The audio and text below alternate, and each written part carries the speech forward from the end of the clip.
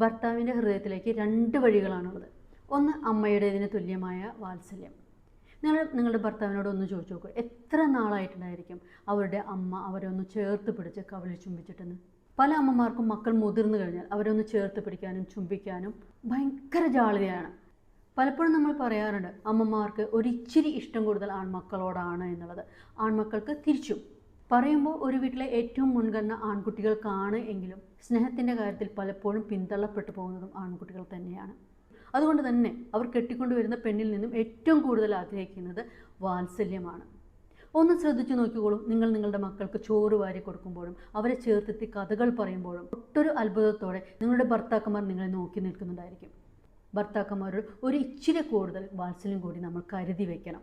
ഭർത്താക്കന്മാരെ അടുത്തിരുത്തി അവർക്ക് പറയാനുള്ളത് കേൾക്കാനും വേണ്ടി വന്നാൽ സ്നേഹത്തോടെ ശാസിക്കാനും കളിച്ചിരികളിൽ പങ്കുകൊള്ളാനും നമ്മളൊന്ന് ശ്രദ്ധിച്ചാൽ മാത്രം മതി.